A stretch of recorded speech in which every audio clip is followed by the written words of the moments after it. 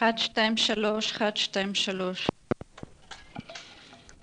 This is a recorded interview with Mr. Raanan Melitz in the Office of Youth Aliyah on June 15, 1965, on the topic of the saving of youth and children from Germany from 1933 to 1940. The interview will take place in English. To start with, Mr. Melitz, could you please tell me how your activity in connection with the saving of children and youth from Germany took form? Yeah, I should like to talk about a certain aspect of our work. I was working with the Jüdische Jugendhilfe, that means with Youth Aliyah, but in 38, or by the end of 38, we started with a special activity with the transfer of children and youth from Germany to transit countries. Why at that time and why to transit countries? You will know that we did not receive a sufficient number of certificates for the immigration from Germany to Palestine. And after the notorious events of November 38, we felt the necessity to bring children temporarily to countries of refuge from where they would later on be transferred to Palestine. At least so we hoped. I think one of the first countries which was prepared to accept children on condition that later on they would go on to Palestine, was Holland. And as far as I recall, you have to take into consideration that all these events lie back more than a quarter of a century, and human memory is not always very strong. I say, as far as I recall, we succeeded already by the end of 38 or the beginning of 39 to send out a first group of approximately 50 boys and girls for further training to Holland. Then, in the course of the next months of 39, we succeeded to get permission to send children also to some of the Scandinavian countries. That means mainly to Sweden and to Denmark. England appeared somewhat later on the plan, and I'll explain in a minute in more details the situation with regard to England. Youth Aliyah was, I think rightly, interested not just to send children out to countries of temporary placement, but was interested to keep the children in groups together, because we had to give all these countries written assurance that the children would be transferred later on to Palestine. And this we could only do if we would keep them as groups together. You must know, and now I want to talk about England, you must know that I think already in 36 or 37 there was a movement in England for the rescue of children, and it was actually called the Movement for the Care of Children from Germany and Austria. For short, we called this the movement, and the children who came to England under the auspices of this organization, we called for short the movement children. This was an organization which succeeded in getting a cooperation from private families to accept children. This was actually not in accordance with the plan of Youth Aliyah. We could in this way, of course, save a child, but we could not guarantee that this child could go later on with a group to Palestine. There were difficulties of education. If the children were spread all over a large area, how could we secure a proper education and training for these children?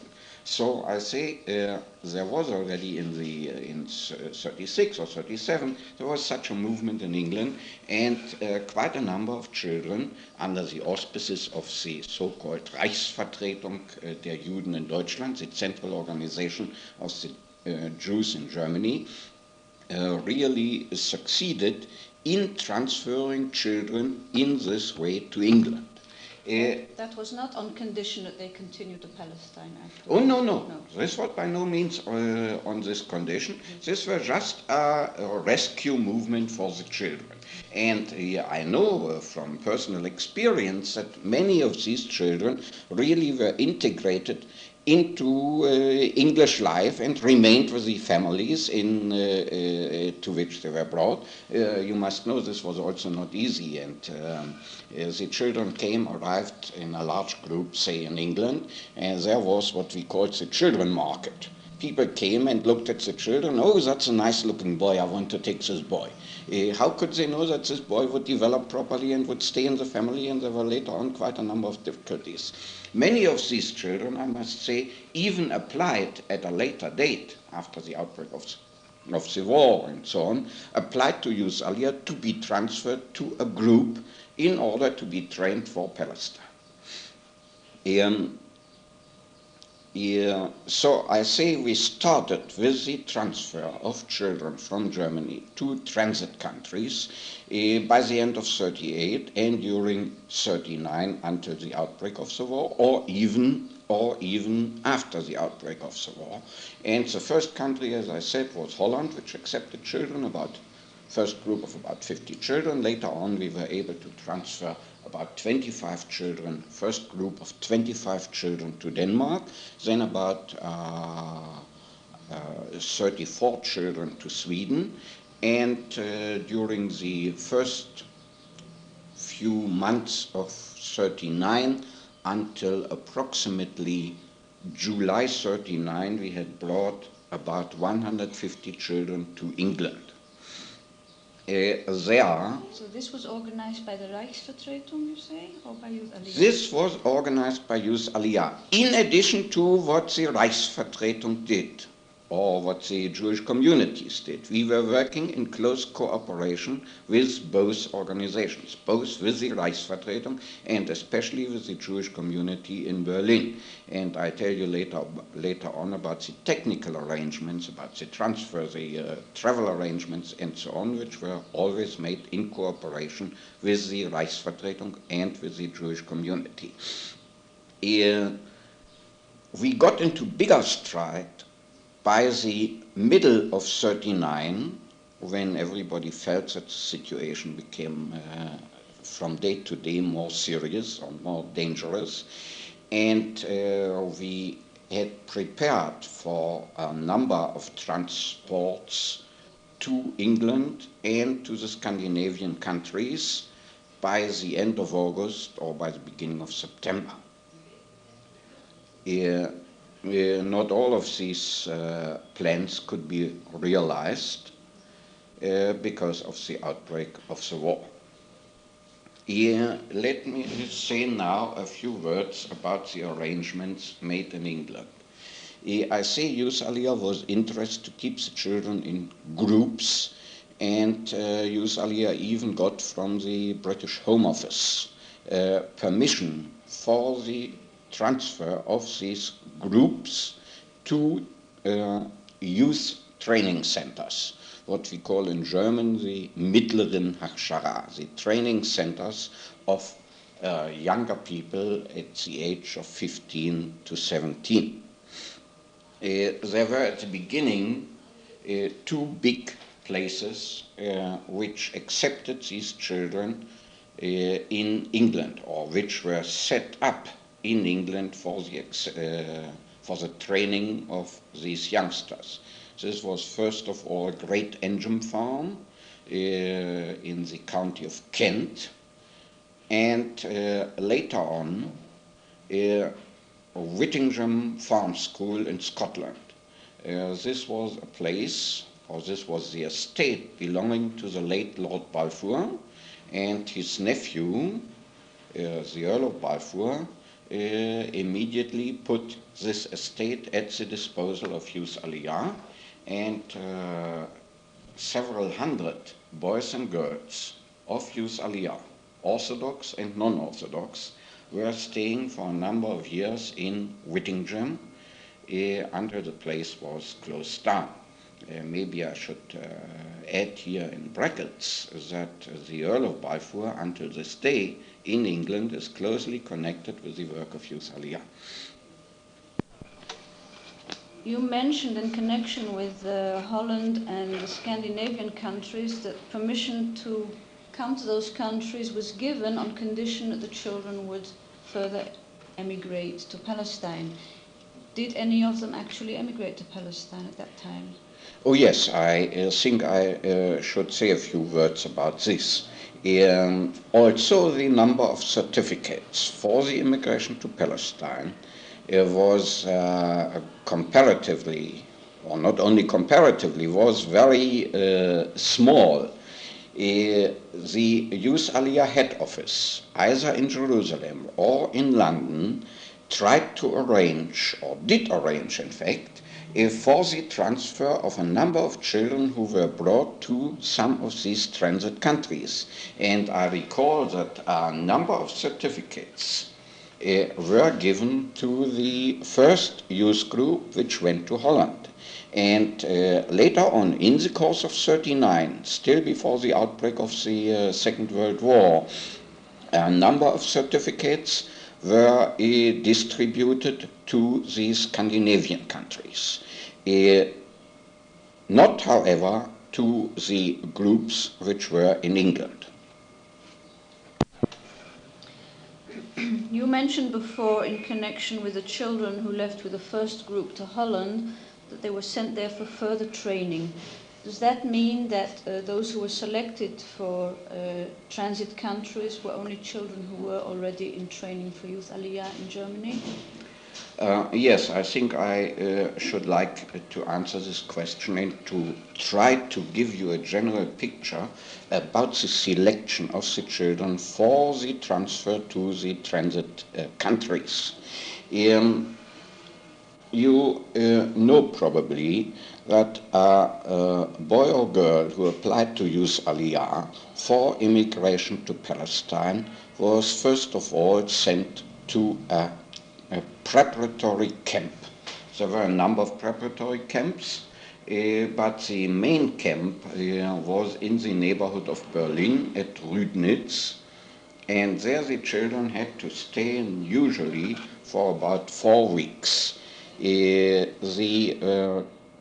purpose of this camp was to find out their general state of health, their mental capacity, their, and the main thing, their adaptability to group life. Only after a boy or girl had passed through this preparatory camp was he or she confirmed or approved for immigration to Palestine. Now you can imagine that not all the children who were in the camp were really confirmed. Again, in brackets, I should say even those who were confirmed could not always go immediately to Palestine because of the lack of certificates. So there were two things we did.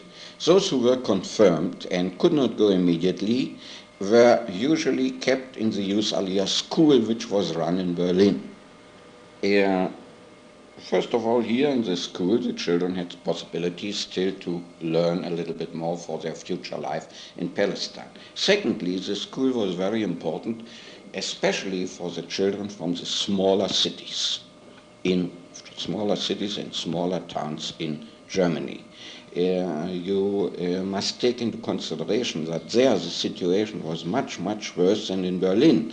And we in Berlin did not always realize how difficult the situation was for a boy who was the only Jewish boy in a small town and the only Jewish boy who actually had to go to school there, but was very often not admitted to a non-Jewish school in a small town.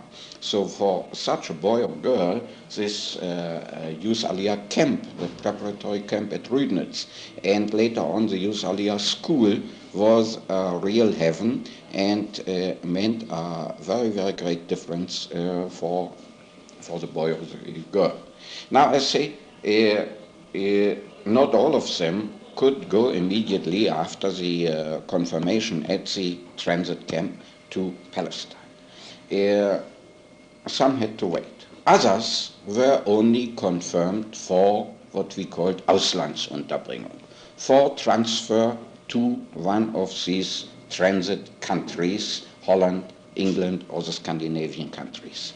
That means the responsible people felt that it would be better for the boy or the girl to have a further training. We didn't reject the boy altogether, but we said, if you would stay for another half year in one of these transit countries, then we will be able to confirm you for Aliyah, for your immigration to Palestine. This was one of the ways to select boys or girls for a transfer into foreign countries. As I said, we very often gave priority to the children from the smaller cities, from smaller towns. Then we had to give priority to children who were either stateless or had a Polish passport and who had information from the German authorities that they would have to leave Germany until such and such a date. This meant we had to try to find places for them. In general, about the selection and confirmation, I should like to say that this was a very complicated matter. You know that we had all the various youth movements in Germany. Say a boy of Habonim was sent to a preparatory camp. Then the leader of Habonim had to fill in a form and to give a full explanation about this boy. The leader of Habonim had to confirm the boy for Aliyah. Then the head of Youth Aliyah had to give his view on the boy and had also to approve the Aliyah. The same applied to the transfer into transit countries. The various youth movements recommended a boy. The head of the Youth Aliyah had to give his okay, and then the people who were in charge of the transfer to the transit country, this was the late Hedwig Epstein and I myself, we also had to confirm finally the transfer to these countries. You would say this was a very elaborate affair, but you mustn't forget that behind all this was the request by the transit countries that the children would later on go on to Palestine. And how could we guarantee a thing like this if we were not rather meticulous? I know, on the other hand, that, for instance, in Austria, they were much less meticulous in this matter, but I do not think that this was, in the end, a good thing for Youth Aliyah. May I ask you what happened to those who were not approved in the 4 weeks training camp? Did they have any other outlet, any other possibility of leaving the country? Well, first of all, very often they were recommended for further training at the Youth Aliyah school. They could stay, say, for another 3-6 months at the Youth Aliyah school. If we could not find any possibility for them, we tried to arrange with the Reichsvertretung for their transfer as I explained before, a movement child to England. Then, of course, were children who had to be rejected for reasons of health. And very often they really could not find any other possibility.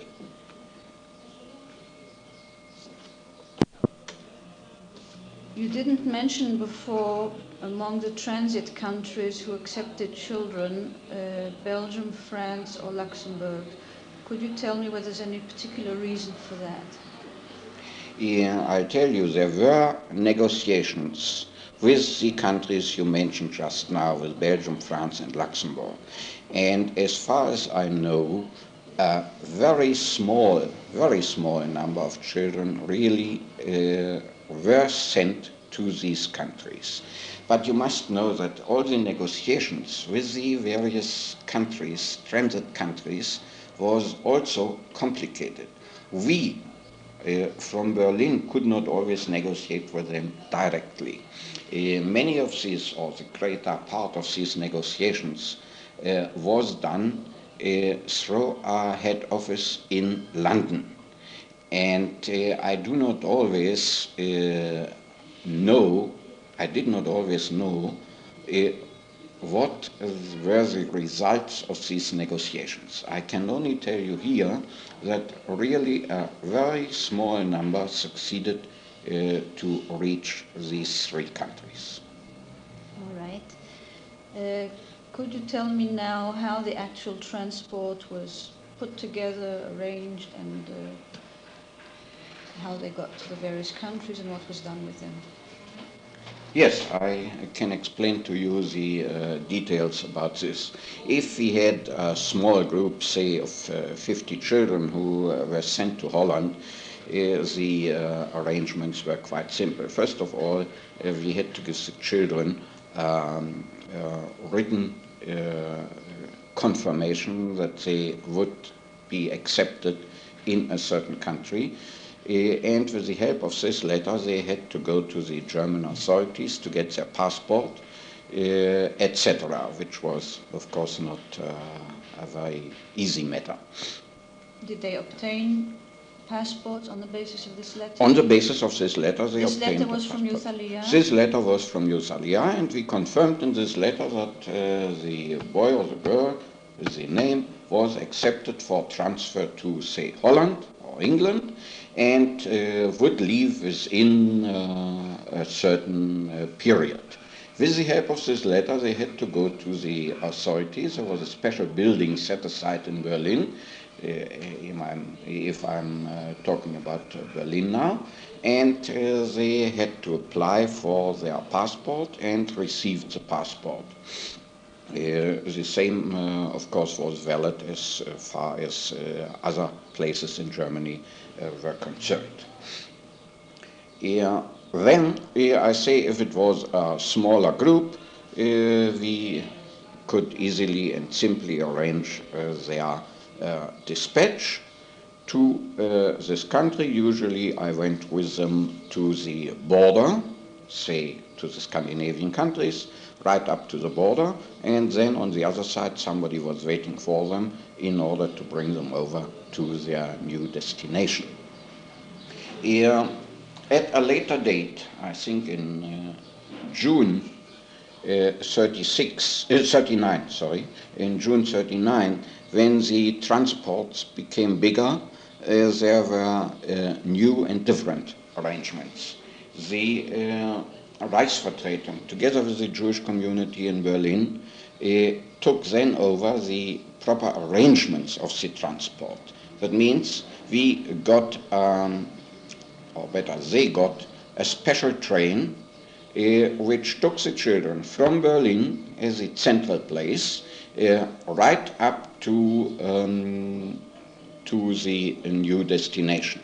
If the country of transit was England, the train left from Berlin via Holland up to Hoek van Holland, where the children had to go onto the boat. Now, this arrangement was made by the Reichsvertretung, together with the Jewish community in Berlin and together with Youth Aliyah. That means we secured within the group of, say, 300 or 400 children, a certain amount for the equivalent to the number of children we could send for whom we had received a permit. These arrangements made necessary for adults to accompany the groups. Excuse me, I didn't understand the previous point. There were children from Youth Aliyah and other children in these Kindertransporte? Sure. An equivalent number of Youth Aliyah and of others? Yes, I told you, we had the so-called movement children. Yes. Say the Reichsvertretung have received some 300 permits for children. For them it was sufficient to have the letter from the Reichsvertretung in order to get a passport. Yes, I do not know the technical details Yes. for this, but I assume that it was sufficient. We had our special arrangements, but the transport, as I say, was put together by the two organizations, by the Reichsvertretung and the Youth Aliyah. And say in a transport of 400 children, there were perhaps 300 movement children and about 100 Youth Aliyah children. How was those movement children selected, do you know? This I could not tell you. I really do not know. And I do not want to give you a wrong picture by telling you things about which I'm not quite clear. I say there were grown-up people who had to accompany these transports, and I think in June 39 or in July 39, the Reichsvertretung arranged for a passport for myself in order to accompany the children of Youth Aliyah. This was a mixed blessing, because at the moment I had received this passport with the help of a letter from the Reichsvertretung, which was quite easy to get. I mean, the passport I could easily get. At the same moment, I was requested by the local police station in the area in Berlin in which I was living to appear 3 times a day in order to report that I'm still there because I was the holder of a passport. I went to the police station and explained to them that it's correct that I was a holder of a passport, but I couldn't hold the passport because the passport was actually in the hands of the Gestapo, and before I participated in a transport to England, I had to go again with a new letter to the Gestapo in order to receive the passport. Then, after I had received the passport, I could get my English visa, and after I returned to Germany, I had again to hand in the passport to the Gestapo. Thus, I explained to the local police station that it's no good for me to report 3 times a day because I can't do anything with the passport which is not in my hands. And strangely enough, they understood the position and did not request me any longer to report 3 times a day, which in any case I could not do because I was working for an organization which took care of emigration. And this was considered important enough to let people continue in such an activity. Now the transports were put together, as I say, and then we left, a number of adults accompanying the transports, and in Holland we always had the help of various organizations, and I should like to mention here especially one Christian woman who never missed one transport, who always awaited the train at the border station and traveled with the groups, with the children in the special train up to Hoek van Holland, where the ferry took the children to England. This woman was Mrs. Weissmuller, as I said, a non-Jewish woman, and she was, I understand, even later on during the war, very active on behalf of the Jewish children and of Jewish refugees in general.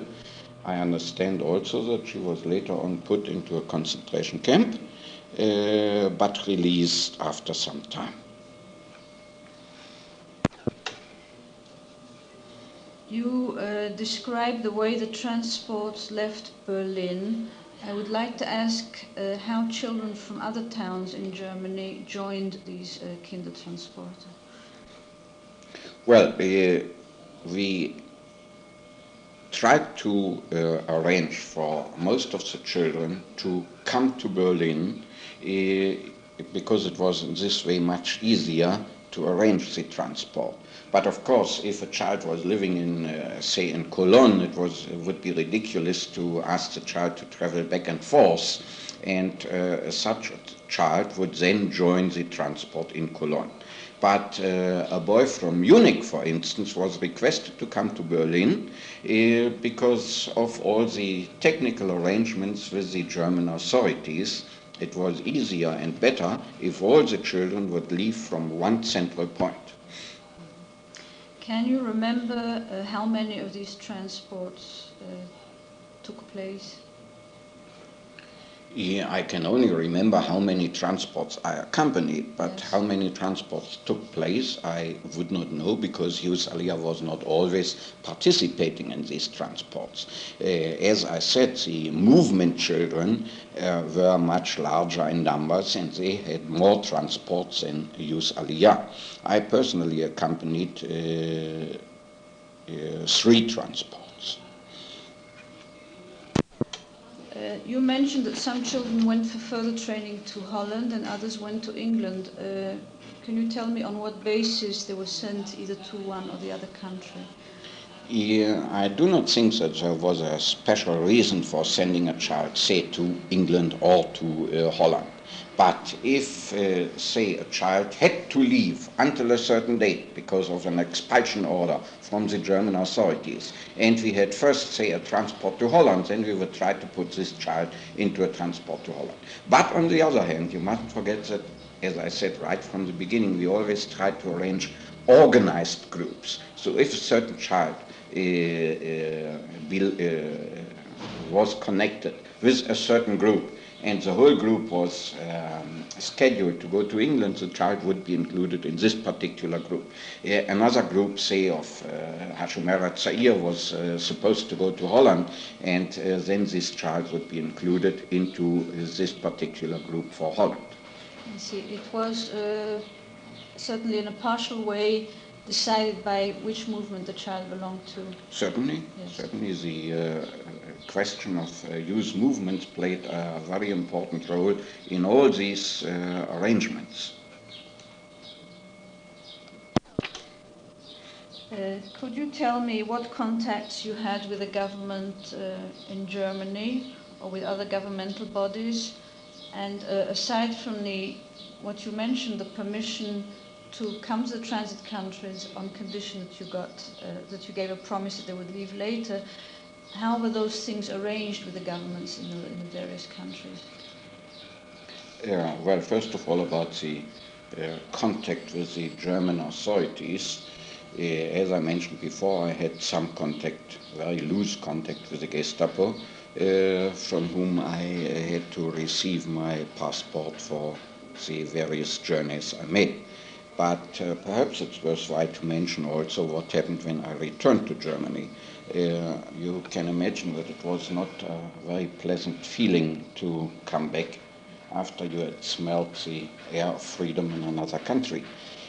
But the worst thing happened always when I had to hand in the passport again to the Gestapo, because there I had to give a detailed report what happened to the children. That means I had to write, because I had to write how many children I accompanied.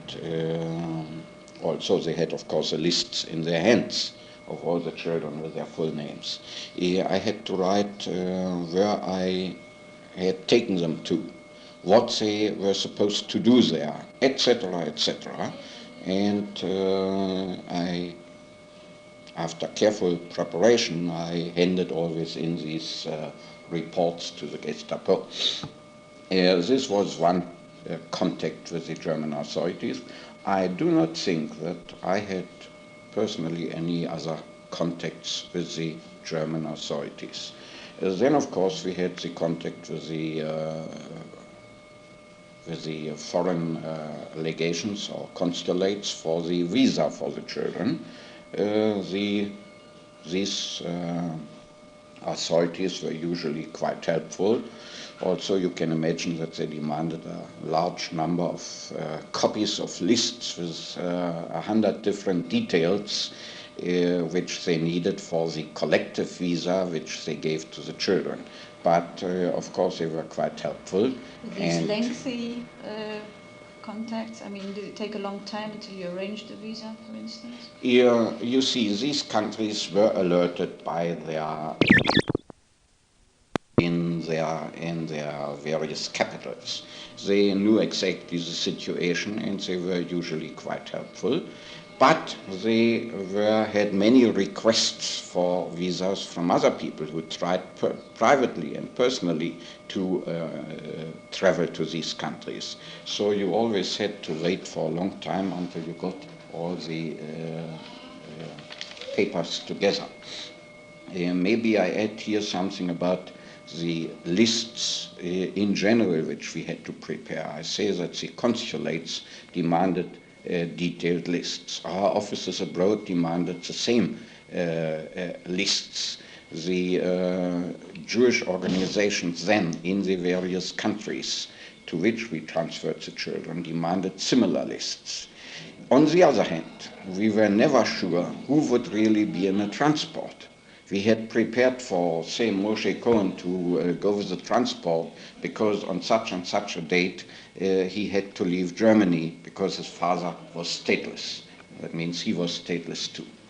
But the father of Moshe Cohen, to continue with this example, had many irons in the fire, and before we could inform Moshe Cohen that he would really be able to leave for England, maybe the whole family had already found some refuge in France.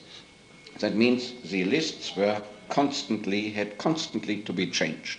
And maybe if I talk to you later on about the last transport, I can give you more details about the complicated affair of these lists. And our secretaries in the office had always to work overtime in order to prepare new lists and more copies of such lists. This, I say, were the connections with the non-German authorities in Germany, the representatives of the foreign countries who granted the visa or the transfer to the children. Did you have any connection with the church or with the Red Cross? No. The other part of my question was how were the contacts made with the governments in the various countries, in the various transit countries? Well, there was, I think I should say, there was always a certain overlapping because various bodies had to deal with these questions. Also, we tried to arrange most of the things directly from Berlin. We were, for obvious reasons, not always able to do so. And our head office in London, therefore, took over some of these negotiations. Then we had contacts with various organizations, say, in the Scandinavian countries. After all, Youth Aliyah by 1939 was an established organization already, and Youth Aliyah had contact with the Rädda Barnen organization in Sweden, the Save the Children organization in Sweden, or in Denmark with a certain women's organization which negotiated there directly with their government about permission for the children to come to Denmark. Then the Youth Aliyah head office, either in Jerusalem or the Youth Aliyah office in London, gave a written assurance that the children would at a later date be transferred to Palestine. This assurance was either sent to the women's organization there in Denmark or directly to the Danish government. I think this covers your question. Did you have difficult financial problems about arranging for these children's transport? Well, Youth Aliyah always had financial problems since its beginning, and I think even today in 1965 we have financial problems. But we always tried to overcome these financial problems. And you must know that we get donations for Youth Aliyah and for our work from all over the world. In this way, we had established contact with Jewish organizations in the various countries, and of course also now when we had to arrange for the transport of the children to transit countries and so on. I think that these problems could be and were solved, and we had large fundraising activities at that time, for instance in England, and I think it was Eddie Cantor, the famous film actor, who helped us greatly to raise funds for the maintenance of the children in the various, not only in Youth Aliyah in Palestine, but also in the various transit countries. Since I mentioned Eddie Cantor and since I mentioned in this way America, it might be worthwhile to say that interestingly enough, there were no transfers of children, either Youth Aliyah or from any other body or any other organization to America. I do not want to go here into details, and I cannot explain the reasons for this, but it is strange enough to note that whilst small countries like the Scandinavian countries or Holland readily and easily agreed to accept children and to grant them refuge, a huge country and a huge community, a Jewish community like the one in the United States, did everything to raise money, but apparently very little to accept children.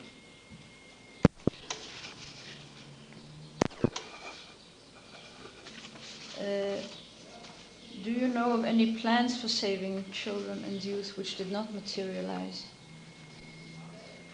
Oh, well, of course, the outbreak of the war put a stop to a certain extent to the plans. Also, there were a number of children who could leave even after the outbreak of the war and could go to then neutral countries like Denmark or Sweden, and I think even to some other countries. The outbreak of the war actually put, of course, a stop to the transfer of children to England. But perhaps in this connection it might be worthwhile and interesting to tell you about this last transport which I accompanied to England and which arrived in England actually on the 1st of September 1939. I should like really, if you do not mind, I should like really to tell you a little bit in detail about this transport, because it's vivid in my memory. As I say, we had arranged for a large transport of several hundred Youth Aliyah children for the end of August 1939.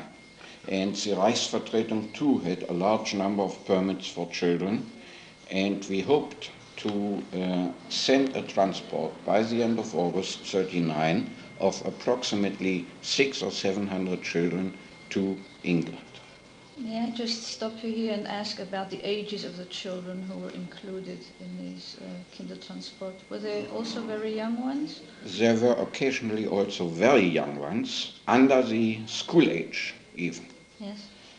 But in general, I should say there were children from 6 up to 18. Now, to come back to this last transport, which we tried to arrange for the end of August. Since we had made plans, I succeeded in getting my passport from the Gestapo during the last week of August. And I went already on the, I think on the 25th of August, 1939, I went to the British Consulate in order to have my visa re-endorsed. Later on it turned out that this was in fact the last day on which the British Consulate in Berlin was working. They closed down later on, and I was maybe lucky to have gone to the consulates on this particular day. I remember that there was a huge queue outside the consulate of several hundred people, but the fact that I had already a visa before for the journeys which I had made before in accompanying the children gave me the possibility to enter and to leave the office immediately, and within a few minutes I had my passport re-endorsed for a third journey. Then I think on the same day it was, on the 25th of August, we received information from England that the British authorities had cancelled the whole transport. Today I can say on the pretext that the Dutch authorities didn't give permission for transit through their country. You can imagine that we were extremely upset, not only because we had prepared the lists, I mentioned the lists before, and we had sent the lists abroad, and we had informed the children, and the children were ready to leave, but because of the whole situation. Perhaps let me tell you here a word about the whole situation then. It was during the last few days of August 39 in Berlin. Maybe I can illustrate the situation by a certain story which I can tell you about the people who had participated in the Zionist Congress, which took place in August 39 in Geneva, I think. Very few people from Germany had got permission to go there, and when they came back, they told us about the reaction of the people whom they had met there from all over the world. It was very interesting that two of the shlichim, the emissaries of the Hechalutz, who were at that time working in Germany, one was Max Siemels from the kibbutz Kfar Solt, and the other Pino Ginsburg, I think from Ramat HaKoresh. They, with the help of their Palestinian passports, of course, could go to Geneva to participate in the Congress. And it was very interesting to hear what they said when they came back. They told us how nervous they were in Geneva when they met with the Palestinians and with the other people, and that they were 100% convinced that within a few days there would be a war, and there would be a world war. However, they said, now, today, since we are back in Germany, back in Berlin, and see the quietness here, see how the people take all the arrangements and announcements. For instance, everybody in Germany had received during the last week in August ration cards. Rationing was not introduced yet, but we were issued with ration cards. Everybody had received from the police a paper about manpower, so that they would know where to put everybody in the case of war. These two shlichim said that the different outlook in Germany when they came back made them doubtful about the possibility of an outbreak of the war. This, of course, had a strong influence on us. And before I come now to the details of the last report, I want to say one thing here and want to stress it. When I left Germany on the 30th of September, the 30th of August, 30th of August 39, I asked and received immediately from the Youth Aliyah a return ticket for the Lufthansa from London to Berlin. And I was so convinced that I would come back that I took with me only a very small weekend suitcase with just a few things for a weekend, for 3 or 4 or 5 days to stay in England.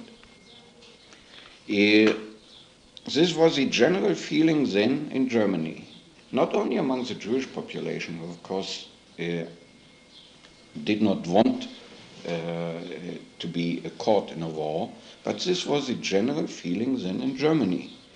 Of course, there was a certain reason for it. We did not know enough what was really happening. And I'll tell you in a moment that my own view changed within 24 hours. But now let me talk about this transport. I said the British authorities had cancelled the permit they had given and had cancelled the whole transport. Frantic phone calls were made to Holland and to England in order to secure, if only possible, the possibility of to secure the realization of this last transport. Finally, with the help of the intervention of various personalities in England, the British Home Office agreed to accept a transport of some 60 children. Now imagine what this meant to all the preparations we had made and what this meant to all the children who had been alerted that they would be able to leave. And also, don't forget, as soon as such a child had a passport in his hand, with a letter from us that we had arranged for a transport, there was an obligation towards the German authorities. They said, you have said here this child would leave. Why does the child not leave? And we could not say the British Home Office doesn't let the child in. They were not interested in the British Home Office. You have written and you have to see to it that the child has to leave.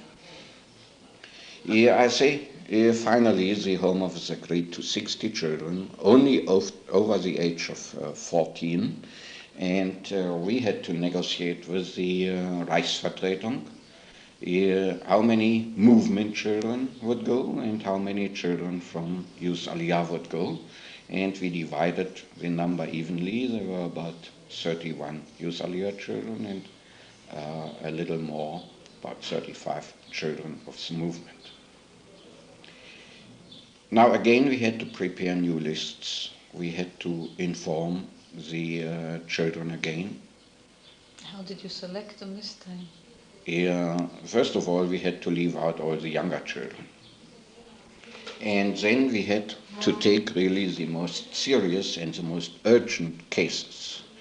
I remember there were frantic phone calls from Munich, from Magdeburg, from Stuttgart. This child has to leave. What can you do? Well, in any case, we put finally a list together. And I think on Wednesday the 30th of August, I still phoned in the morning London and gave them the whole new list over the telephone. Did you ever find out what the reason was that they limited it to 60? I never found out, but we were glad that at least 60 could be saved. I think with a little bit more pressure, they would also have agreed to more. But now we had other difficulties here. In Germany, there was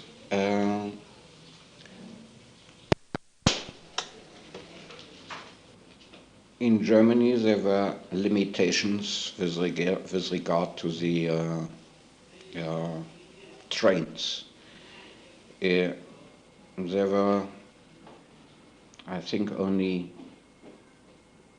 one train going east and one train going to the south per day, instead of the large number of trains which were previously traveling all over the country. In any case, on Wednesday evening, we had assembled all the children in Berlin at the building of the Jewish community in Berlin, and were walking over from there to the railway station. And whilst previously, as I said, we always had a special train, now we were glad to even find a place or a corner in the train which was, with regard to the, in connection with the limited traffic, which was of course overcrowded. This train only went to Cologne, and we traveled during the night from Berlin to Cologne. Maybe some of the children slept, I do not know. The adults who were accompanying the transport did not sleep, and we looked out of the windows, and whilst we were traveling to the west, we could see what was happening on the other side. There we saw all the railways going to the east, railways filled with soldiers and with military equipment. And this already made us a little bit more doubtful about our feelings that there would be no war. Well, finally we arrived early in the morning on Thursday, the 31st of August. We arrived in Cologne, and a few representatives of the Jewish community met us there and took us to the building of the Jewish community, where the children got a kind of breakfast and where we tried to phone our Berlin office. And in spite of the fact that we tried to make an urgent call to Berlin, it took us, I think, a few hours until we finally got through. We wanted to inquire whether all the arrangements had been made with regard to the transfer of the children, transfer of the children through Holland.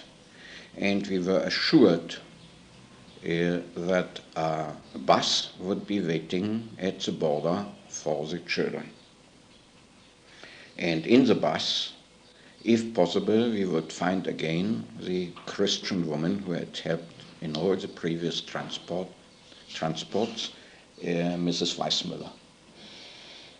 We had to stay in Cologne until about lunchtime, and then we had to leave with a slow train from Cologne to Kleve, which was the last stop of the train before the Dutch border.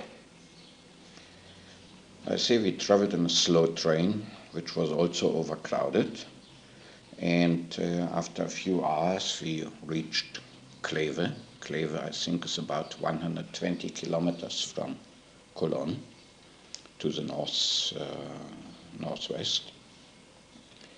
And there in Kleve, really, a Dutch bus was waiting for us.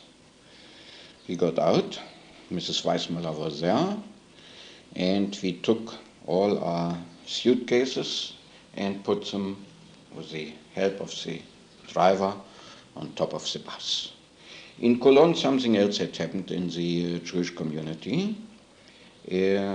Somebody came up to me and said, there are two women here who have valid visas and permits for England.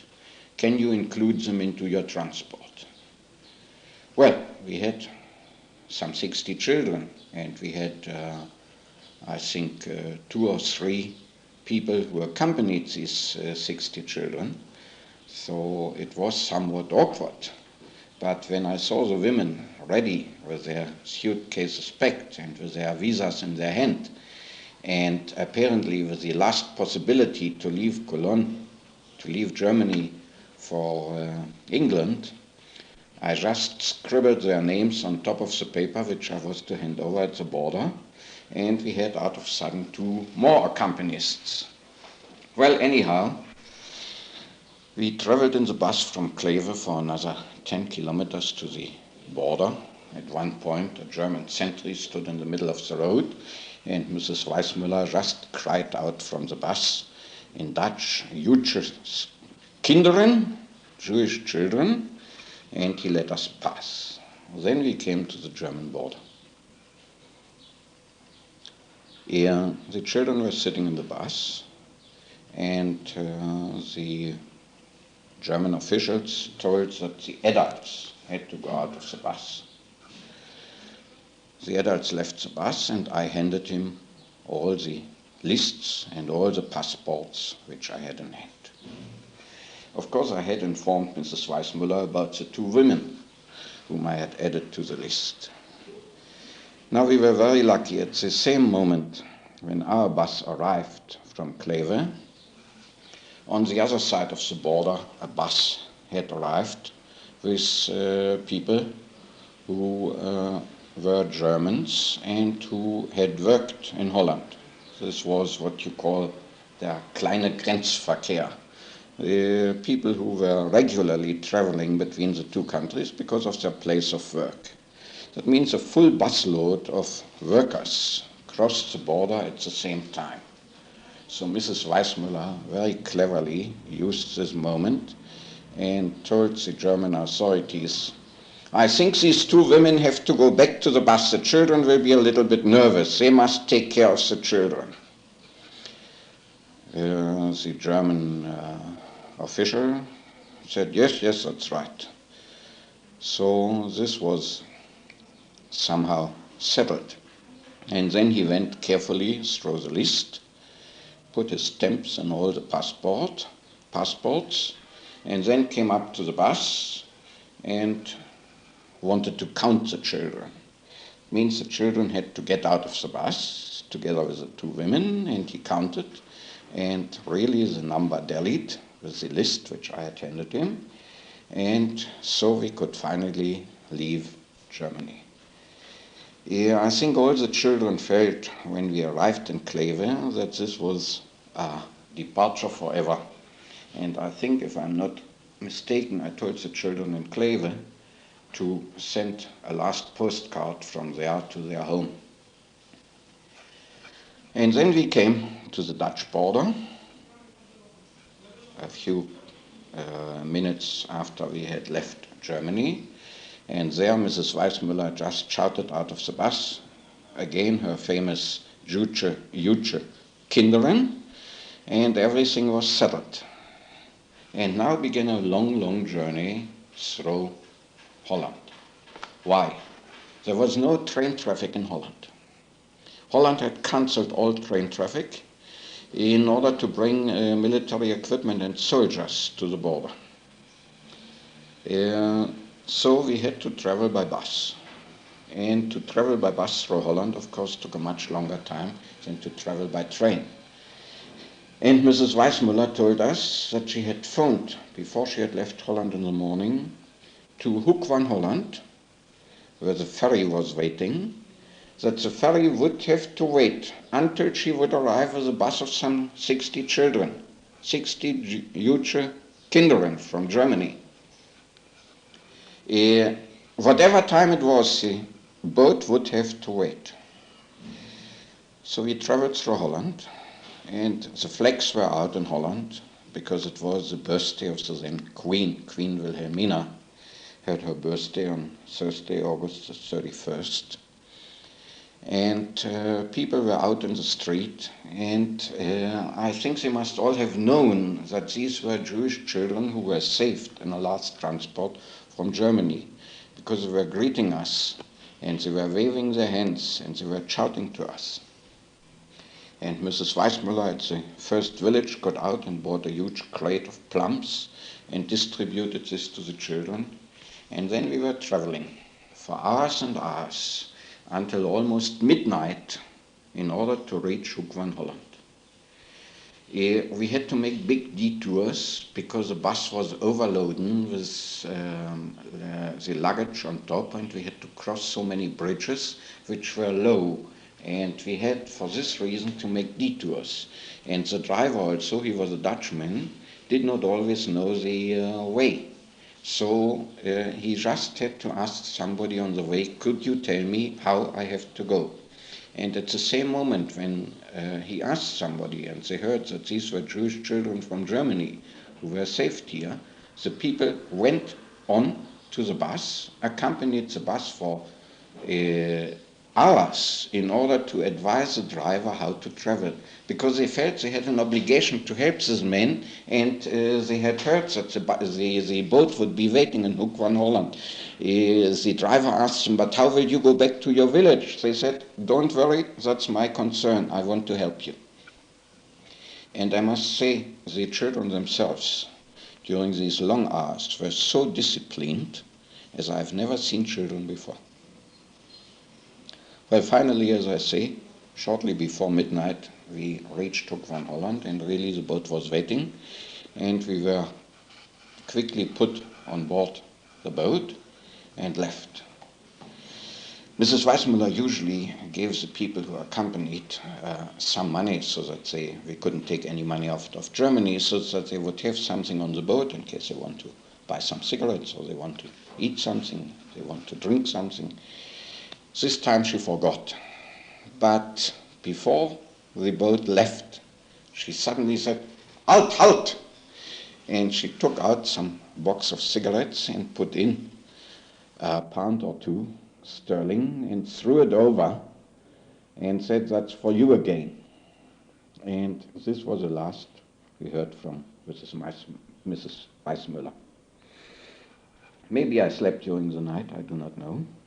But next morning, on September the 1st, Friday, September the 1st, we arrived in Harwich.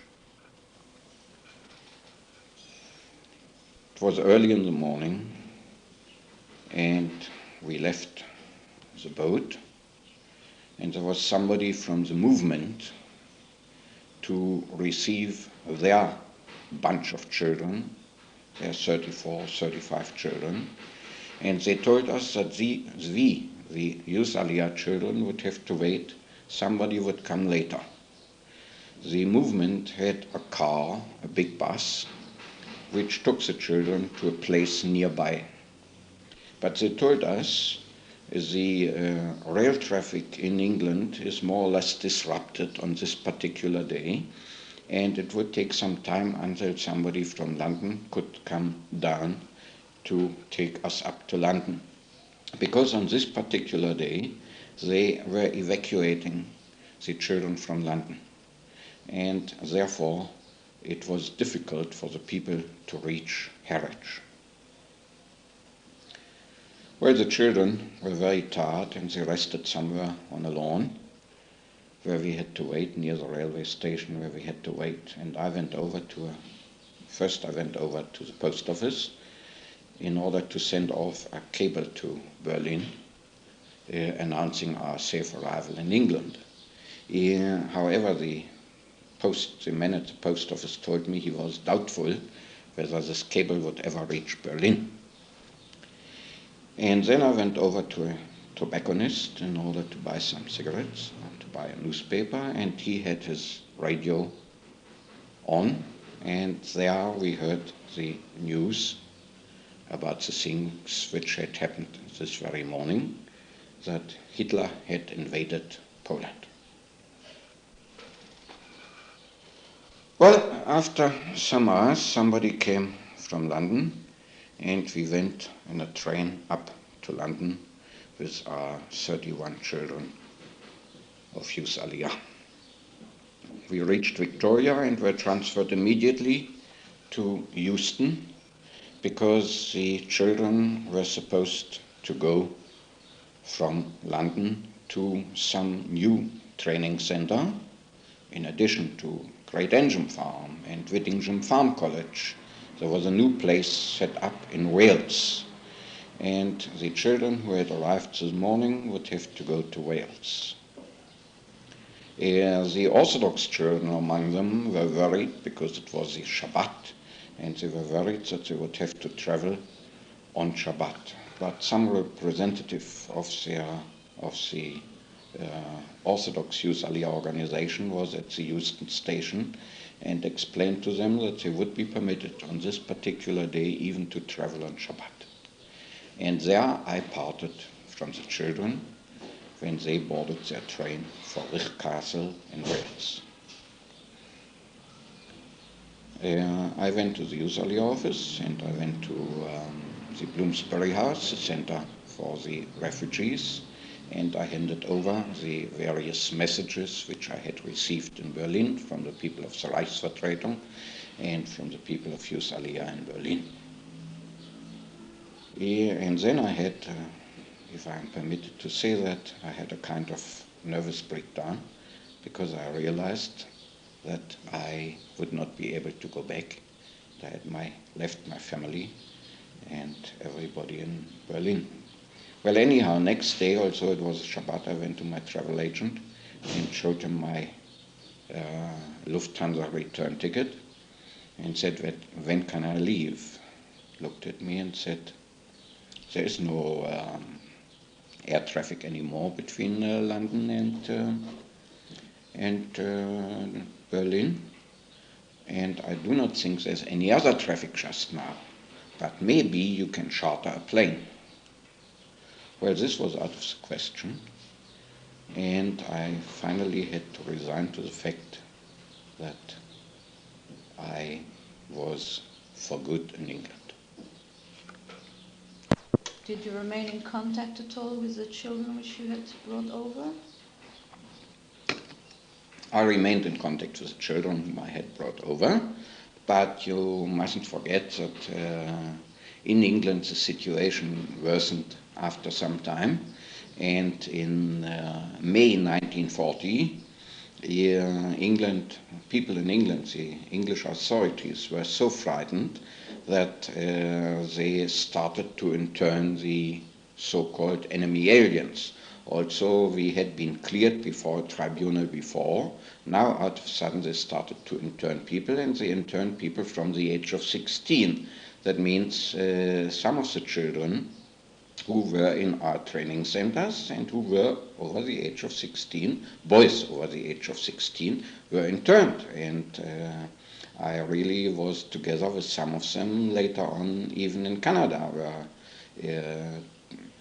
one of the countries to which they sent their, to which England sent their refugees. You know that they sent some to Australia and some to Canada. Those who went to Australia could emigrate to Palestine. Those who went to Canada did not succeed in convincing the Canadian authorities, and they had either to remain there or later on were brought back to England. But most of the children, I think I can say 95% of the children who were in this last transport from Germany to England are today living in Israel, and occasionally I meet them and then they tell me, do you remember? The name for your activity, which you mentioned the first time I spoke to you, was Auslandsunterbringung. Could you tell me exactly what that represented, what that term represented? Well, as I said before, this was a section within Youth Aliyah which took care of those children who could not be sent directly or immediately to Palestine and for whom we found a transit place in one of the foreign countries. So we called this section officially in Germany Auslandsunterbringung. And in charge of the Auslandsunterbringung, as I mentioned before, was the late Hedwig Epstein, the wife of Paul Epstein, who was one of the leading personalities in the Reichsvertretung. And I was working together with Hedwig Epstein. All right, I think that is all for now. If there are any other questions, I hope you'll be able to answer them when the recording is typed out. Thank you very much for your cooperation.